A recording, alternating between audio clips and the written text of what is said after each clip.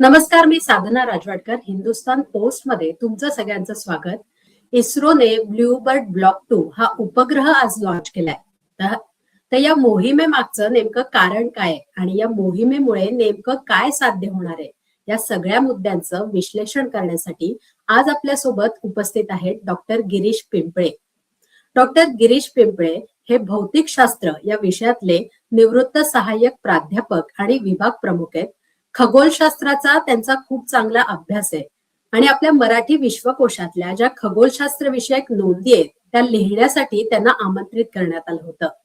गेल्या 40 वर्षांपासून ते स्वातंत्र्यवीर सावरकरांच्या विचारांचा प्रचार आणि प्रसार करतायत. तर आपल्यासोबत आहेत डॉक्टर गिरीशजी पिंपळे. गिरीशजी, तुमचं हिंदुस्तान पोस्ट मध्ये स्वागत. गिरीशजी, मला सांगा की आज जे रॉकेट लॉन्च करण्यात आलंय तर त्याचं वैशिष्ट्य काय सांगताय?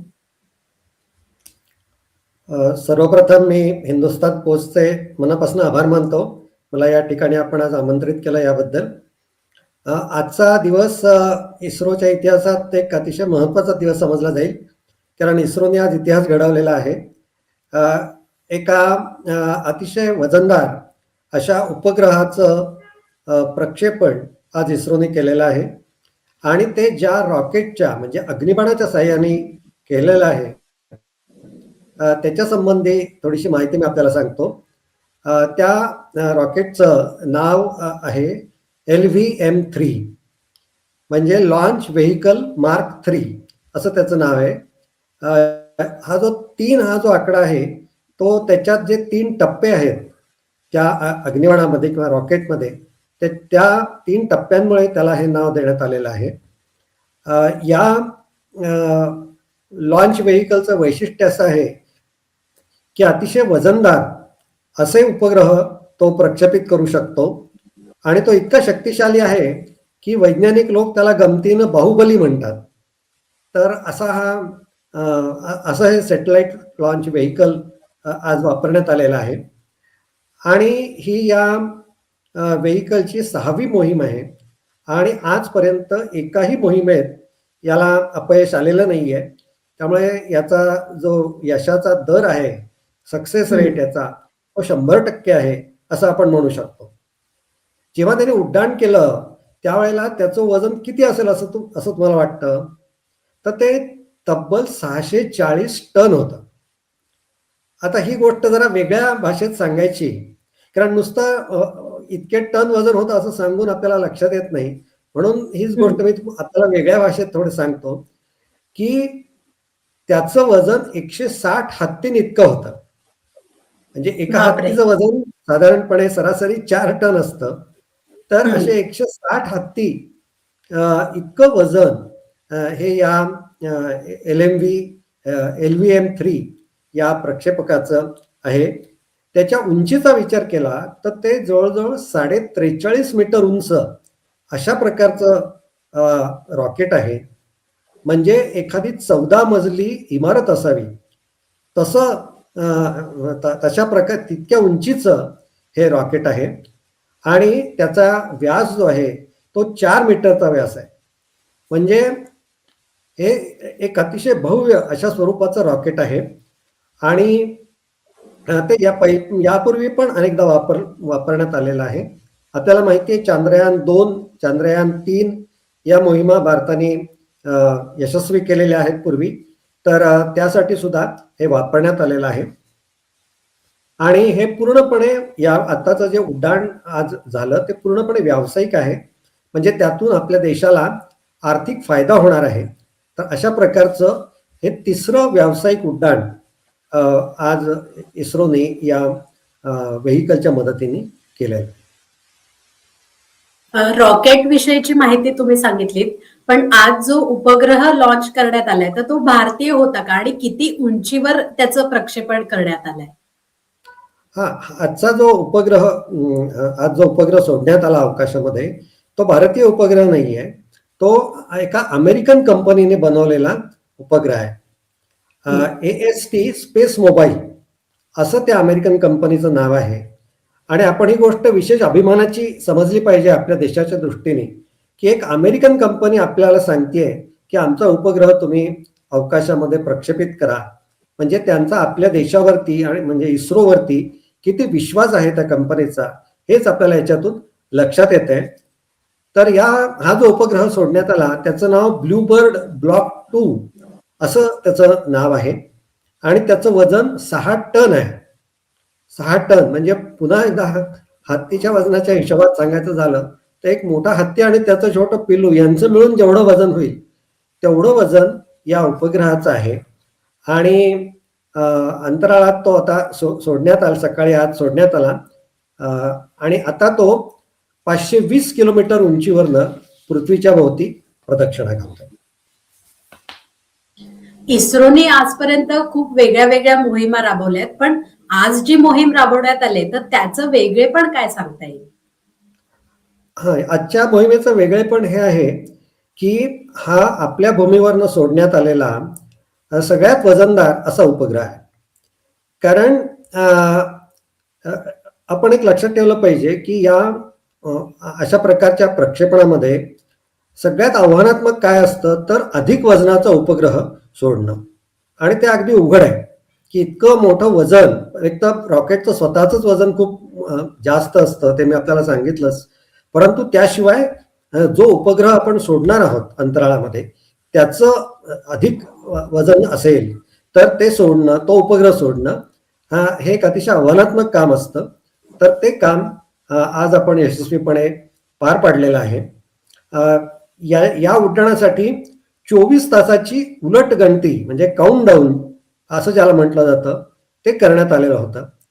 आता हे काउंटडाऊन म्हणजे काय असतं तर उड्डाण यशस्वी होण्यासाठी त्याच्या आधी 24 तास काही प्रक्रिया घडून घ्याव्या लागतात आणि त्या सगळ्या प्रक्रिया ह्या एका ठराविक क्रमाने घडून घ्याव्या लागतात आणि प्रत्येक प्रक्रिया ही यशस्वी व्हावी लागते. म्हणजे अलीकडची प्रक्रिया यशस्वी झाली तरच पुढच्या प्रक्रियेकडे जाता येतं, नाहीतर उड्डाण आपल्याला लांबणीवर टाकावं लागतं. तर हे काउंटडाऊन म्हणजे अनेक प्रकारच्या प्रक्रिया आहेत, शेकडो अशा गोष्टी असतात की ज्या घडून याव्या लागतात आणि त्या घडून आल्या सर्व ठिकाणी यश मिळालं तरच प्रत्यक्ष उड्डाण जे आहे ते ठरलेल्या वेळेला आपल्याला करता येतं. आता आजची ही जी मोहीम आहे तिचं वैशिष्ट्य काय आहे तर आपलं जे मोबाईलचं कम्युनिकेशन आहे त्यातलं फक्त 1% कम्युनिकेशन हे उपग्रहांमार्फत आतापर्यंत होत होतं आणि 99% कम्युनिकेशन हे समुद्रामध्ये ऑप्टिकल फायबरचं जे जाळं निर्माण करण्यात आलेलं आहे त्याच्यामार्फत हे सगळं दळणवळण जे आहे ते होत असतं. परंतु आता पुढच्या काळामध्ये आपण उपग्रह वापरून स्मार्टफोनचा वापर करणार आहोत आणि त्याची ही सुरुवात आता होती आहे या मोहिमेच्या माध्यमातून. हे त्याचं वेगळेपण आहे, त्याचं वैशिष्ट्य आहे. त्यामुळे आता 4G 5G सर्व तंत्रज्ञान वापरून उपग्रहाच्या माध्यमातून आपल्याला स्मार्टफोनचा वापर करता येणार आहे आणि आपल्याला त्या मार्गाने व्हिडिओ, ऑडिओ किंवा मजकूर म्हणजे टेक्स्ट या सर्व प्रकारचे संदेश पाठवता येणार आहेत. त्यामुळे हे आता एका नवीन युगाची नांदी आज झालेली असं म्हणायला हरकत नाही. अर्थात सर्वसामान्य व्यक्तींना लगेचच स्मार्टफोन त्या तंत्रज्ञानाच्या मदतीने वापरता येणार नाही, त्याच्यासाठी काही काळ जावा लागेल. परंतु त्याची सुरुवात मात्र आज झालेली आहे आणि त्यामुळे पूर्वीपेक्षा 10 पट जास्त असा डेटा हाताळण्याची क्षमता या सगळ्या यंत्रणेमध्ये निर्माण होईल आणि आपलं मोबाईलचं जे संदेशवहन आहे ते जास्त परिणामकारक पुढच्या काळामध्ये होईल असं हे या मोहिमेचं महत्व आपल्याला सांगता येईल. तुम्ही या मोहिमेचं वेगळेपण सांगितलं. आजपर्यंत म्हणजे अवकाश मोहिमांच्या बाबतीत भारत आघाडीवर आहे, तर आजपर्यंतची तुम्ही जेव्हा प्रगती बघता भारताची या क्षेत्रातली तर त्याच्याविषयी काय वाटतं आणि भविष्यातल्या योजना काय असतील? हो, बरोबर आहे. तुम्ही विचारला प्रश्न अतिशय चांगला आहे. कारण आपला देश हा जगामध्ये 2 क्षेत्रामध्ये अग्रगण्य समजला जातो आणि 2 क्षेत्र म्हणजे एक अंतराळ विज्ञान आणि दुसरं क्षेत्र म्हणजे अणुऊर्जा. तर अंतराळ विज्ञान आणि अणुऊर्जा या 2 क्षेत्रामध्ये भारत हा जगातल्या पहिल्या 3-4 देशांमध्ये आहे. ह्या गोष्टीचा आपल्याला अतिशय अभिमान वाटला पाहिजे. आणि आपल्या सरकारने सुद्धा पूर्वीच्या सरकारने सुद्धा आणि आता मोदी सरकारने सुद्धा या दोन्ही क्षेत्रांना अतिशय प्रोत्साहन दिलेलं आहे. आणि आपल्याला माहिती आहे की राजकीय इच्छाशक्ती असल्याशिवाय या गोष्टी पूर्ण होऊ शकत नाहीत. तर आपल्या सरकारने अतिशय खंबीर असा पाठिंबा आपल्या वैज्ञानिकांना दिलेला आहे. त्यामुळे आपण म्हणजे इस्रोने फार मोठ्या प्रमाणावर प्रगती केलेली आहे. आणि अंतराळ विज्ञानात आपण फार मोठी भरारी घेतलेली आहे.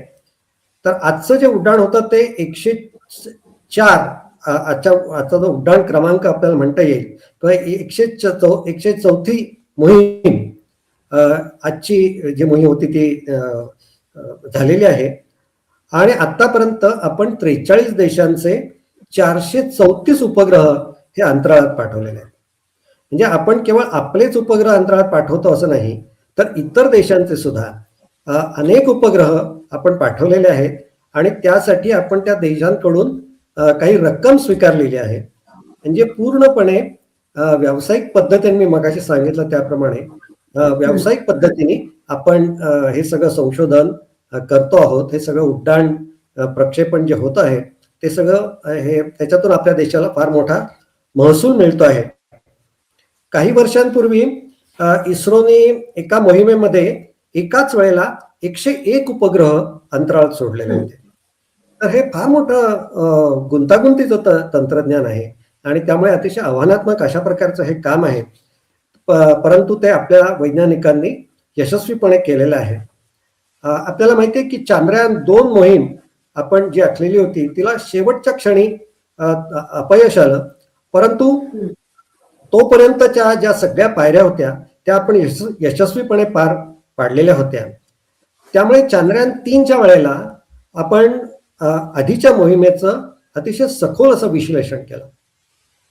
चांद्रयान-2 मोहिमेत शेवटच्या क्षणी काय चूक झाली याचं विश्लेषण वैज्ञानिकांनी 1 वर्षभर केलं होतं. आणि त्यानंतरच चांद्रयान-3 मध्ये योग्य ती सुधारणा केलेली होती. पहिली जी त्रुटी होती ती दूर केलेली होती. आणि त्यानंतर आपण बघितलं की चांद्रयान-3 ही जी मोहीम झाली त्याच्यामध्ये आपल्याला 100% यश मिळालं.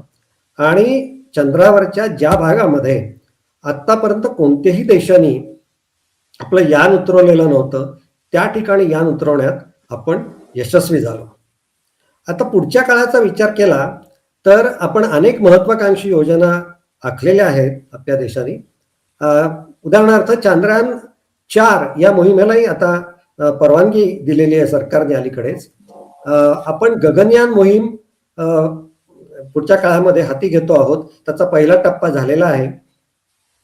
आणि या गगनयान मोहिमेमध्ये पहिल्यांदा आपला एक यंत्रमानव अंतराळात सोडला जाईल आणि त्याच्यानंतरच्या टप्प्यामध्ये एक अंतराळवीर त्या ठिकाणी जाणार आहे. भारतीय अंतराळवीर त्या ठिकाणी जाणार आहे. तेव्हा आपल्या दृष्टीने ही एक फार मोठी उडी असणार आहे आपल्या देशासाठी, फार मोठी झेप असणार आहे. तर अशा प्रकारच्या मोहिमा आपण आखतो आहोत. आपलं मंगळाकडेही लक्ष आहे. आपण मंगळयान पहिली मोहीम तर यशस्वी केलेलीच आहे. परंतु आता आपल्याला त्याच्या पुढचा टप्पा किंवा अधिक प्रगत अशा प्रकारचं यान आपल्याला मंगळाकडे पाठवायचं आहे. आपलं शुक्राकडे पण लक्ष आहे. आपण आज सध्या आदित्य ही मोहीम राबवत आहोत. म्हणजे सूर्याच्या अभ्यासासाठी आपलं एक यान जे आहे ते काही काळापूर्वी अंतराळात गेलेलं आहे आणि सूर्याचा अभ्यास सुद्धा चालू आहे. तर या सगळ्या विविध मोहिमांमधून आपण संशोधन तर करतो आहोतच, परंतु मी मगाशी सांगितल्याप्रमाणे आपल्याला खूप आर्थिक फायदा पण होतो आहे आपल्या देशाला. सामान्य माणसाला पण याचा उपयोग होतो आहे. कारण आता वादळाची पूर्वसूचना, सुनामीची पूर्वसूचना आपल्याला अधिक अचूकतेने मिळते आहे. अगदी हवामान बदलाचा जो इशारा असतो, जो मच्छीमारांसाठी फार आवश्यक असतो किंवा इतरही सर्वसामान्य नागरिकांसाठी आवश्यक असतो, त्याचाही अधिक अचूक अशा प्रकारचा अंदाज आता आपण वर्तवू शकतो. ते आपल्या या इस्रोच्या ज्या विविध मोहिमा आहेत त्याच्यामुळे शक्य झालेलं आहे. मी तुम्हाला आणखीन एक उदाहरण देतो की मच्छीमारांना समुद्राच्या कोणत्या भागामध्ये मासे अधिक प्रमाणात आहेत हे कळावं म्हणून एक ऍप इस्रोने तयार केलेलं आहे काही काळापूर्वी, आणि ते ऍप वापरून आता मच्छीमारांना मासेमारी करणं हे जास्त सोपं झालेलं आहे, सुलभ झालं. तर अशा प्रकारच्या अनेक गोष्टी या तंत्रज्ञानातून आपल्याला मिळत आहेत की ज्याचा उपयोग अगदी सर्वसामान्य माणसाला सुद्धा होऊ शकतो. तुम्ही भारताच्या सगळ्या अवकाश विषयक ज्या मोहिमा आहेत त्याच्याविषयीची माहिती सांगितली. या सगळ्या गोष्टींबद्दल लोकांच्या मनात खूप कुतूहल आहे. मग जर या क्षेत्रात एखाद्याला करिअर करायचं असेल तर त्यांनी काय करायला हवं, त्यांना तुम्ही काय मार्गदर्शन कराल? हा, बरोबर आहे. आपल्याला सगळ्यांना या क्षेत्राचं खूप आकर्षण वाटतं, इस्रोबद्दल अभिमान वाटतो, देशाबद्दल अभिमान वाटतो. आपण हे अशा प्रकारचे ज्या वेळेला प्रक्षेपण होतं त्यावेळेला टीव्ही समोर बसतो आणि आपल्याला अतिशय छान वाटतं सगळं बघताना. चंद्रयान मोहीम, मंगळयान मोहीम, या सगळ्या मोहिमांमुळे आपल्याला अतिशय अभिमान वाटतो आपल्या देशाचा. आणि खूप पालक मला नेहमी सांगतात की आमच्या मुलाला खगोलशास्त्राची खूप आवड आहे, परंतु होतं काय की ही आवड फक्त छंद या स्वरूपातच टिकून राहते किंवा काही वेळा ती टिकत सुद्धा नाही. परंतु या विषयामध्ये खूप मोठं करिअर करता येईल, खूप चांगल्या पद्धतीने आपण इथे आपली शैक्षणिक कारकीर्द करू शकतो, ही गोष्ट आपण लक्षात ठेवली पाहिजे. आणि आता मी मगाशी आपल्याला सांगितलंच की भारताने अनेक नवीन योजना हाती घेतलेल्या आहेत आणि त्या ठिकाणी अतिशय बुद्धिमान विद्यार्थ्यांची गरज आहे. आपला एक असा समज झालेला आहे की बुद्धिमान विद्यार्थ्यांनी फक्त इंजिनिअरिंग किंवा मेडिकल क्षेत्राकडे जावं, परंतु वस्तुस्थिती तशी नाही आहे. आपण बघतो की इतकं गुंतागुंतीचं तंत्रज्ञान इस्रोने विकसित केलेलं आहे, त्याच्यासाठी किती बुद्धिमान तरुणांची गरज पडलेली आहे हे आपल्याला सहज आपण कल्पना करू शकतो. तेव्हा हे अतिशय बुद्धिमान व्यक्तींचंच काम आहे आणि त्यासाठी अतिशय आव्हानात्मक असं हे क्षेत्र आहे आणि त्या ठिकाणी विद्यार्थ्यांनी आलं पाहिजे. त्यासाठी त्यांनी भौतिकशास्त्र म्हणजे फिजिक्स या विषयामध्ये MSc, PhD यासारख्या पदव्या संपादन केल्या पाहिजेत. इंजिनियर होऊन सुद्धा आपल्याला खगोलशास्त्रामध्ये करिअर करता येतं, त्या क्षेत्रात आपल्याला पुढे जाता येतं. तेव्हा या दोन्ही क्षेत्रांचा म्हणजे MSc, PhD या मार्गे खगोलशास्त्राकडे जाण्याचा किंवा इंजिनियर होऊन खगोलशास्त्राकडे जाण्याचा विचार आपल्या विद्यार्थ्यांनी, तरुणांनी जरूर केला पाहिजे, असं मला आपल्याला या निमित्ताने सांगावं असं वाटतं.